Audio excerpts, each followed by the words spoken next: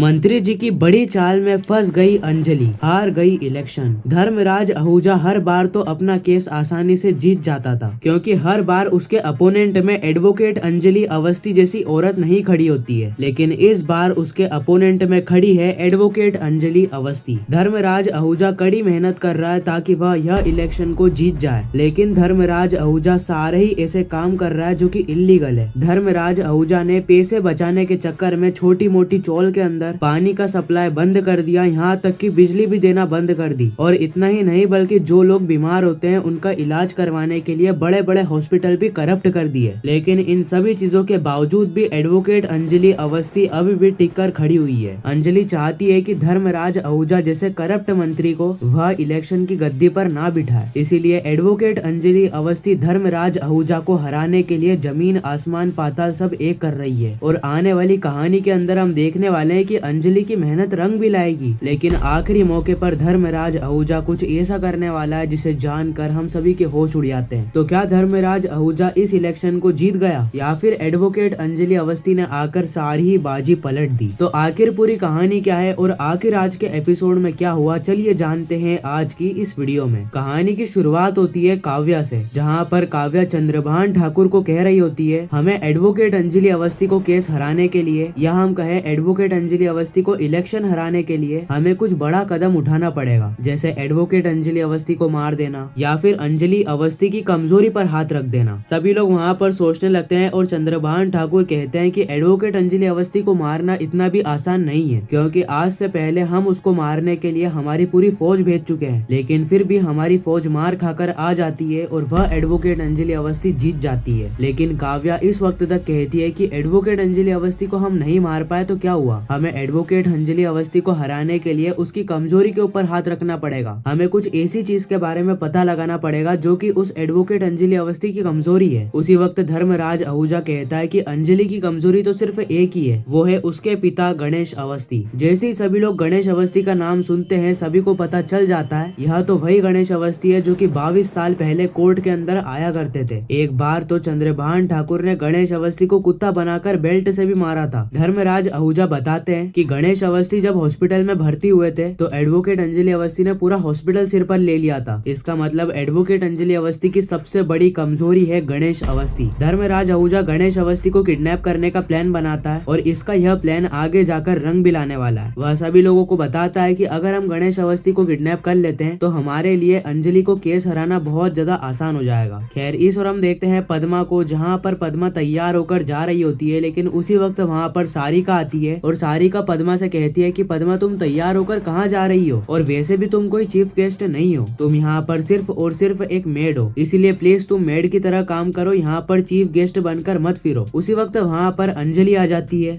और वहाँ पर निवेदिता भी आ जाती है। सारिका पूरे घर वालों को चिल्लाकर कहती है कि निवेदिता, पद्मा, सैनी सभी लोग काम करो ना, अरे तुम इस घर के अंदर सिर्फ और सिर्फ मेड की तरह हो, और वैसे भी तुम सिर्फ और सिर्फ गिनी के पैसे पर उछल रहे हो। अगर गिनी तुम्हें पैसे देना बंद कर दे, गिनी तुम्हारी मदद करना बंद कर दे तो तुम्हारा इस दुनिया के अंदर कोई भी नहीं है। खैर अंजलि इस वक्त तक सारिका से कहती है कि सारिका तुम सबको चिल्लाकर कह रही हो किसने क्या काम करा है, किसने क्या काम नहीं करा है, लेकिन मैं तुमसे सवाल पूछना चाहती हूँ कि आखिर तुमने क्या काम करा है। इस वक्त तक सारिका की बोलती बंद हो जाती है। सारिका अंजलि को कुछ भी नहीं बोल पाती है और अंजलि सारिका से कहती है कि अभी हल्दी पीसना बाकी है ना, इसीलिए सारिका हल्दी को तुम पीसोगी। सारिका यह सारे ही काम करने से मना कर देती है, लेकिन अंजलि जबरदस्ती सारिका से हल्दी पिसवाती है और कुछ ही देर बाद हम देखते हैं कि हल्दी का प्रोग्राम चालू हो जाता है। सभी लोग नाचने गाने लगते हैं और फिर हल्दी लगाने की बारी आती है। सभी लोग हल्दी लगा रहे होते हैं और उसी वक्त सारिका अंजलि से कहती है कि अंजलि तुम लगाओ ना हल्दी, और वैसे भी तुम तो हल्दी लगा ही सकती हो क्योंकि अभय तो तुम्हारे होने वाले जीजा जी है ना। खैर सभी लोगों के इतना कहने के बाद अंजलि सीधे चले आती है अभय को हल्दी लगाने के लिए। अंजलि अभय को हल्दी लगा देती है और पूरा ही परिवार यह देखकर बहुत ज्यादा खुश हो जाता है। अगले सीन में हम देखते हैं कि धर्मराज आहूजा का एडवोकेट अंजलि अवस्थी के पास फोन आता है। धर्मराज आहूजा कहता है कि तुम यहाँ पर क्या प्लानिंग बिठा रही हो, मुझे पता है कि तुम अभय के साथ शादी करना चाहती हो, गिनी और अभय की शादी नकली है। लेकिन अंजलि धर्मराज आहूजा को मुंह तोड़ जवाब देती है और कहती है कि मैं अभय से शादी करना चाहती हूँ, उसमें आप आपकी क्यों जल रही है? और वैसे भी गिनी अभय का असली पति है ही नहीं। अभय ने तो 22 साल पहले ही गिनी को डिवोर्स दे दिया था। और वैसे भी आप जो मेरे को मारने की प्लानिंग कर रहे हो ना, याद रखना मेरा नाम भी एडवोकेट अंजलि अवस्थी है। ऐसे मामूली हमले से डरने वाली नहीं हूँ मैं। खैर ये सारी चीजें सुनकर धर्मराज आहूजा के भी होश उड़ जाते हैं। उनको भी बिल्कुल भी समझ में नहीं आ रहा होता है कि आखिर अंजलि क्या कह रही है, क्योंकि अभी तो ना ही धर्मराज आहूजा ने अंजलि को कुछ हिंट दी है, ना ही अंजलि को हमले का आभास करवाया है। तो आखिर अंजलि को इन सभी चीजों के बारे में पता कैसे चला? खैर इसी के साथ यह एपिसोड भी यहीं पर ही खत्म हो जाता है। बाकी आने वाले एपिसोड के अंदर हम देखने वाले हैं कि धर्मराज आहूजा अंजलि के ऊपर हमला करते हुए नजर आएंगे, लेकिन धर्मराज आहूजा का यह हमला बुरी तरीके से फेल होने वाला है और अंजलि आने वाले एपिसोड के अंदर इलेक्शन को जीतते हुए नजर आएगी। बाकी अगर आप आने वाले एपिसोड की सबसे तेज और फास्टेस्ट अपडेट जानना चाहते हो तो चैनल को सब्सक्राइब कर लेना ताकि आपके पास सबसे पहले नोटिफिकेशन पहुंच जाए।